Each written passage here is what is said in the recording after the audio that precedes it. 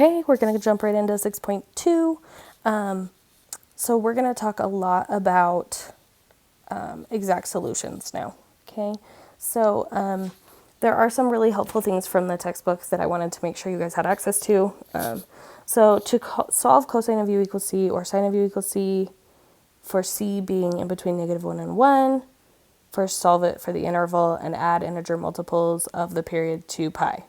Okay, so that's confusing, right? But all it's saying is like what we were doing last time, where we did this, where we did like 2 pi minus this, or you could have done like pi plus it or whatever. Okay, that's all it's saying. It's saying like you can add or subtract from one that you know to get the other one. Okay, if this c value right here isn't between -1 and 1, if it's not, then there are no real solutions. Okay, so that's really easy for cosine and sine.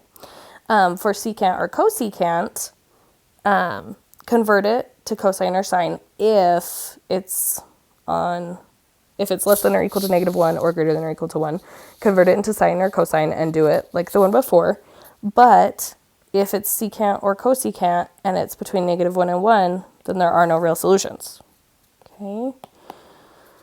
And then tangent, solve u for the interval in here, and then add integer multipliers of the period pi.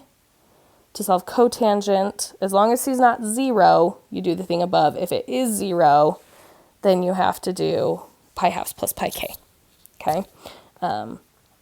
So let's actually go into some examples for that. But I just wanted to make sure you guys had this little like cheat sheet list of like, here's some things to try, right? So if we want the sine of 5x to equal 0, then what we're saying is that the inverse sine of 0 should equal 5x, right? What we're saying is if you take this angle and put it in and you get the sine out, then you could put the inverse sine of 0, the output, and you should get your angle back out. Okay, so then if we do that, let's do it. Think about it. What is the inverse sine of 0? You guys shouldn't even need a calculator for this. It's 0. Okay, so we come out with 0 equaling 5x. And of course, we divide by 5, and our x would equal 0. Now, that is true. That is one of our solutions. But, okay, there's also this, well, is the only place that the sine comes out to be 0 at 0? And the answer is no, of course not. Sine looks like this. So it happens at 0, it happens at pi, and it happens at 2 pi, right? So the way that we deal with this is we say 2 pi k plus 0 equals 5x, because this is actually the more correct answer than this, okay? Because it happens every 2 pi, right? So then, where we go from there is when we are solving this, we divide everything by 5 on this side. So 2 pi k over 5, well, that's 2 pi fifths k plus 0 equals x.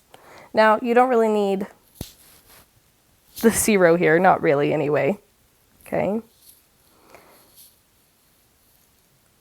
So that's half of our answer. Okay, so we can get rid of that, that's fine. That's half of our answer. But we talked about it happens at 0, it happens at pi, and it happens at 2 pi. So I covered this one and this one when I did all of this. But I haven't talked about this one, the where it equals pi. Okay, so then we also know that pi plus 2 pi k would need to equal 5x. So we divide this one by 5, and we divide this one by 5, and we get that x equals pi fifths plus 2 pi fifths k. So these are all of your answers. Okay, this is like every answer as long as k is an integer, so that's like an infinite thing. But we only want it between 0 and 2 pi. So we actually have to go through and figure out what all of these for k would be. If k is 0, this would be 0. If k is 1, it would be 2 pi fifths. If k is 2, it would be 4 pi fifths. If k is 3, it would be 6 pi fifths.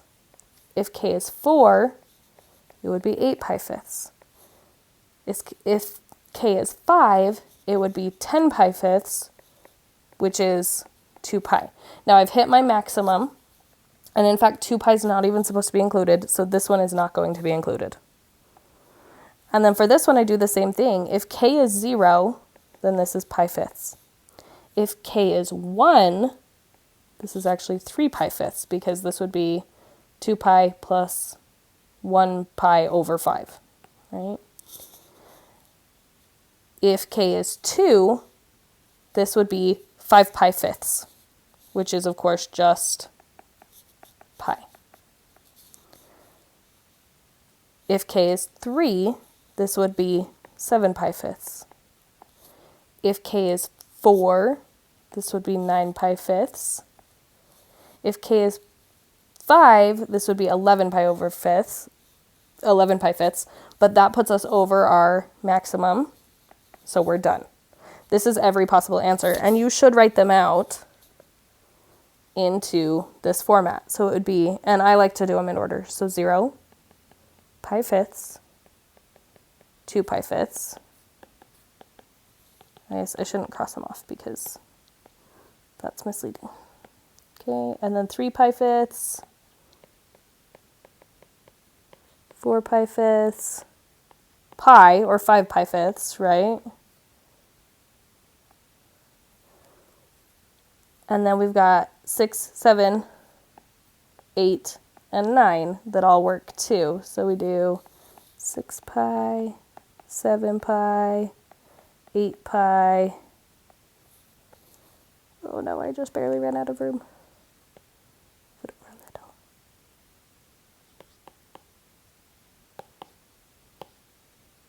And I'm probably going to shrink this down for you guys too. This is every answer between 0 and 2 pi, not including 2 pi, that the sine of 5x would be 0. Okay, so that was kind of a lot. Let's do more examples. Here's what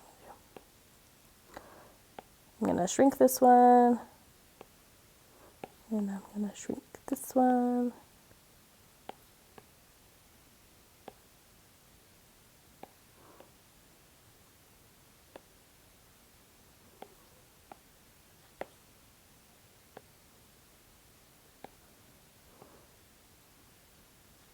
I'm going to pull this one over.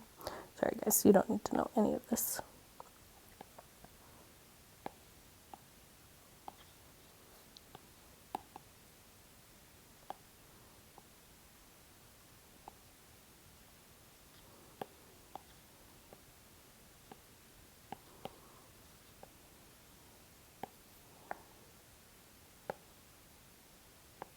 Okay.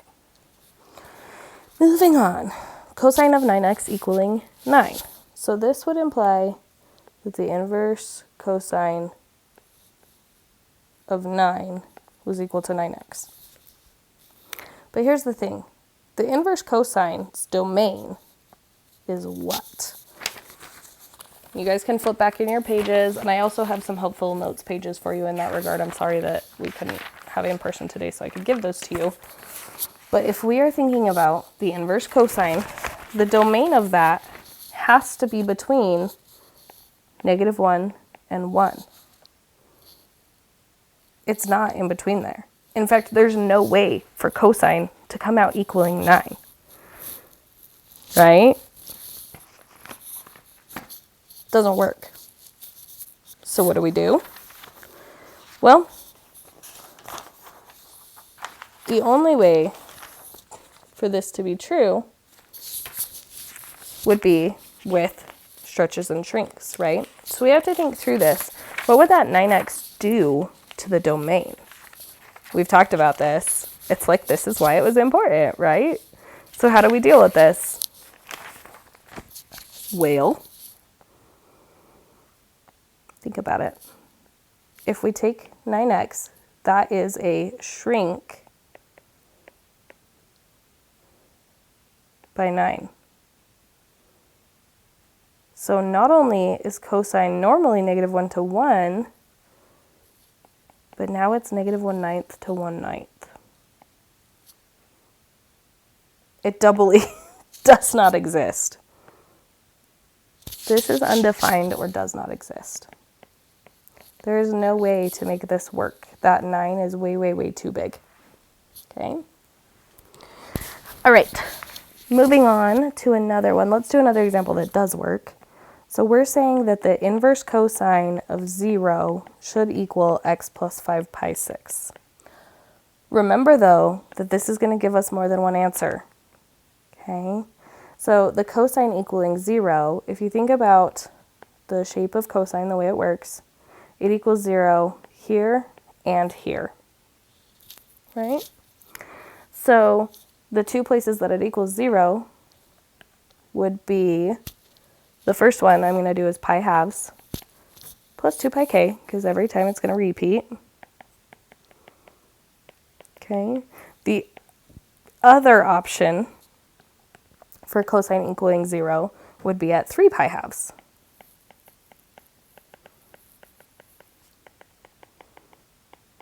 Okay, so this is the other angle option. Those are the two angles. It could happen here, it could happen here, so there's two. And then to solve for x, we would minus 5 pi 6 from both sides. So we do pi halves minus 5 pi 6, and then we still add 2 pi k to it. So pi halves would be the same as 3 pi over 6, so that we can get a common denominator here.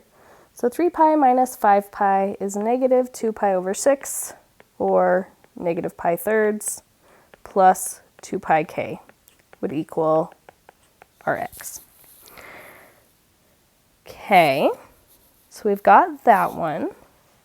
And then we have to go over here and do this one. So same thing, we're going to minus 5 pi 6 from both sides. And so we would do 3 pi halves minus 5 pi 6 plus 2 pi k's equals x. So then I'm going to turn this one into a 6, which makes this one a 9. So 9 minus 5 is 4 pi over 6. Or, of course, that's just 2 pi thirds plus 2 pi k equals x.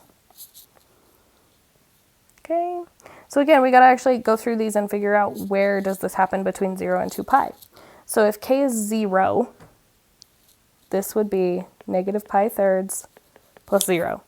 Well, negative pi thirds isn't actually in 0 to 2 pi, so we don't have to worry about that one. So what if k was 1? Well, then it would be negative pi thirds plus 2 pi. And 2 pi minus pi thirds we have to actually do, so we could turn this into, if we need the bottom to be a 3, then this would be a 6. And this would come out to be 5 pi thirds. Okay. And then we can try and add another one. We can add another 2 pi from there and see if that works. So that would be another 6 pi's. So this would be then 11 pi over 3. But I want you guys to think about that. 11 pi over 3 versus 2 pi. It's like double, right? We can't go that high. 5 pi thirds is the only one within that restriction that's going to work for this one. And then the same thing here, we can try it. If k is 0, then it's just going to be 2 pi thirds. Okay. And then if we add another 2 pi to that, that would be like adding 6 pi over 3 again. So that would be 8 pi thirds. But again, that's going to be bigger than our 2 pi limit. So this one actually only has 2. This one had about 1,000,000. But our next answer, it's really just 2 pi thirds and 5 pi thirds. Those are the only two angles that make this true. Okay, D and E, I think I'm going to skip in the video, but I will post the answers with the notes. But let's go ahead and move on to solving equations. And remember, you have to find all solutions. So keep that in mind, right? So this is the inverse cosine of 2x equals pi right now. Well, to undo this, we would take the cosine of it. So then we would have that 2x needs to equal the cosine of pi. Well, the cosine of pi is -1. This isn't more than one angle. It is the angle at pi. It's -1. So x equals -1/2. There is only one answer for this one. There is only one solution. Okay. Let's find another one. So the first thing we are going to have to do is order of operations. We have to get rid of our 4 first. So now we have the inverse secant of x over 2 equals pi/4. So to get rid of this, now we can take the secant of both sides. So now we have x over 2 equals, and then the secant of pi/4, you know, I'm actually just going to leave it as secant of pi/4 for a second. We'll get to that in a second. Now we times by 2. So x equals 2 times by the secant of pi/4. Okay. And secant of pi/4, I think of it like x equals 2 over 1. 2 times 1 over the cosine of pi/4. Now, of course, the cosine of pi/4 is √2 over 2, so this is going to be 1 over √2 over 2. Or you could just say, we know it's 2 over √2, which is 4 over √2. We rationalize that one now. We get 4 √2 over 2, but that's actually just 2 √2. Okay, so there's a couple of ways to like shortcut that. But ultimately, this ends up as 2 over the cosine of pi/4, which equals 2 square roots of 2. Okay. Okay, order of operations again tells us we have to add pi squared first.